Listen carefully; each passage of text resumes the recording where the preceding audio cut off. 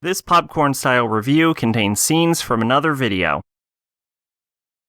Yuri Kuma Arashi, which, if you take it at face value, is an anime about a fucking god planet exploding, and then all of the bears on the earth rise up and they start eating people. And so they make a big fucking wall to separate the bears from the people. And then lesbianism ensues. What it's really about, though, is, of course, it's a huge allegory for McCarthyism.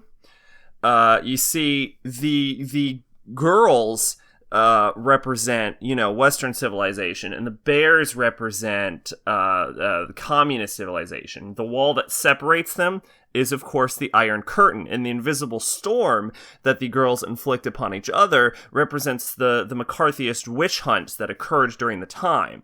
You see, there are bears disguised as girls, and this represents communist spies inside of Western civilization, but the majority of the damage is done by the actual invisible storm or witch hunt inflicted by McCarthyism, rather than the bears themselves.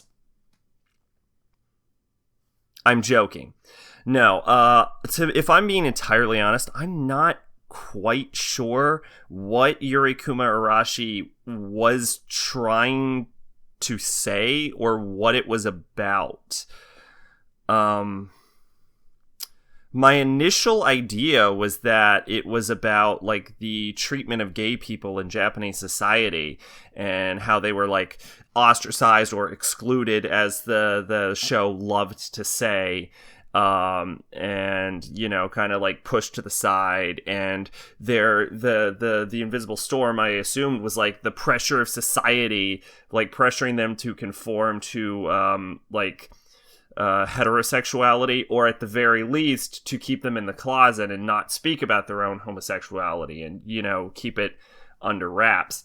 And that's what I assumed it was about, but like, for the life of me, I cannot figure out what the fuck the bears are supposed to represent. Like at first I was like, I don't know if these bears represent anything. And then I was like, oh, you know what the bears could represent? Is the bears could represent, like, closeted homosexuals, and that they disguise themselves as the girls, with the girls representing, the status quo, the place, the conformity of society. But that goes out the fucking window when, at the end of the series, the fucking main character fucking turns into a bear.